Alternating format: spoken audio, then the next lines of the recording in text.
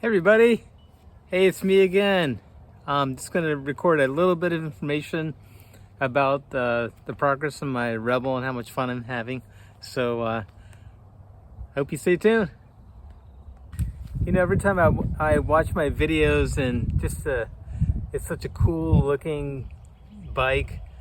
I wish I could just take Zeppelin's Cashmere and just play that right when I start the video, because that song just suits this bike so well. I mean, this bike just rocks. It's awesome. Anyways, I want to talk a little bit about the DCT. So I've got about almost 1,000 miles on it so far, and having just lots of fun. And the DCT, I'm learning how to get around some of the idiosyncrasies of the video. So the DCT.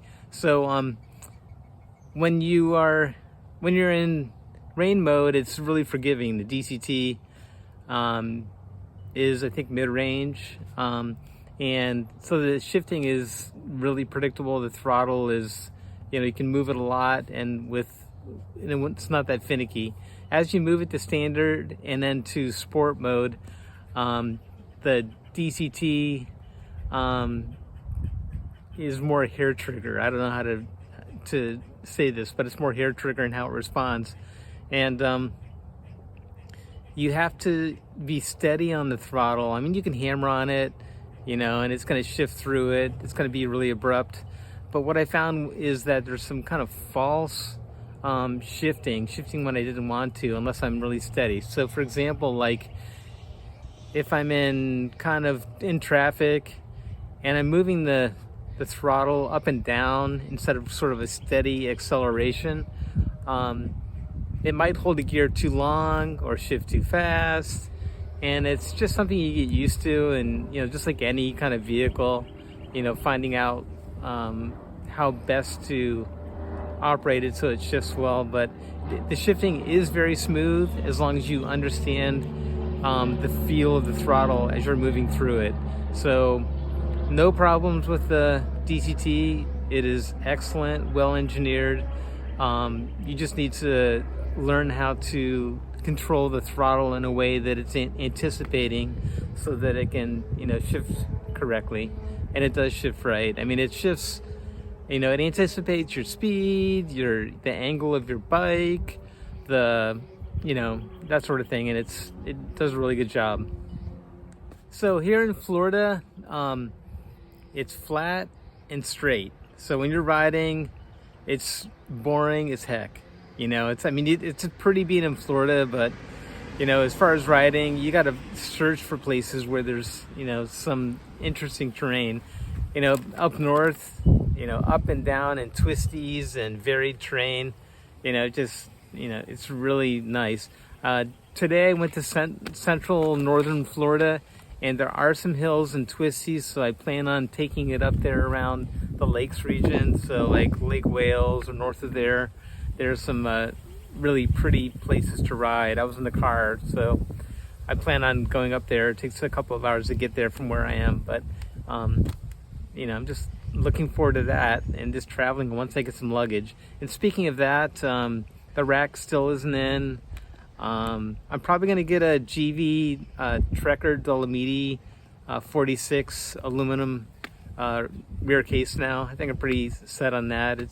It's enough to store my helmet and some extra stuff, or if my helmet's off or out of the case, I can store groceries in there and whatnot, and I can put a jacket and gloves and miscellaneous stuff that I need in there. So I think it's just the right size. 46 liters should be good.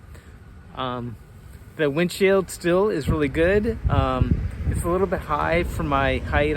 As I mentioned, I'm pretty short, so it's it's a little bit above nose level, so it's kind of splitting the vision sometimes.